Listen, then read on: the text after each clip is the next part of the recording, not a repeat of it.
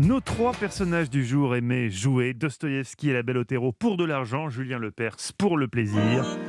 Stéphane Bern, lui, aime jouer avec les mots. Chaque jour, Stéphane, comme un point d'orgue de cette émission, vous nous dévoilez l'origine souvent insolite d'un mot, d'une expression qu'on emploie sans forcément savoir d'où elle vient. Aujourd'hui, Une vie de patachon.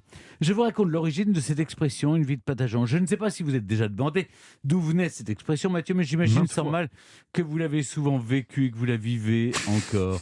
Patachon vient de patache. J'avoue que je m'attendais à être ébloui par votre savoir, mais là, Stéphane, savoir que Patachon vient de Patache, c'est fort. Je crois déceler un peu d'ironie dans vos Oh, si propos. peu, si peu. Sous l'Ancien Régime, la patache était un bateau fluvial qui servait à collecter la gabelle.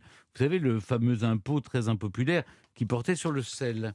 Et là, vous me dites, mais quel est le rapport entre ces péniches à l'allure plutôt tranquille et une vie de patachon qui signifie une vie de débauche? Oui. Ben là, vous devez dire, je ne vais pas vous le dire parce que vous venez de le faire. Ah oui, pardon. Mais je ne vais pas vous le dire parce que vous venez de le faire. Oui. Eh bien, à la fin du 19e siècle, le sens du mot patache change du tout au tout.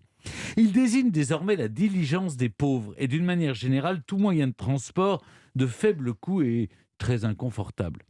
Le conducteur de la patache, le patachon, de par son métier, était toujours par monts et par vaux, allant de taverne en taverne, buvant plus que de raison, s'autorisant des écarts de conduite, plus faciles à assumer quand on est loin de chez soi. Au Brésil, on dit tomber dans la trouée. Aux Pays-Bas, pays de la tulipe, on utilise la jolie expression mettre les petites fleurs dehors. Voilà, après tout cet étalage de débauche, je voulais mettre un point d'honneur à terminer sur un langage fleuri. Et c'est réussi, mon cher Stéphane.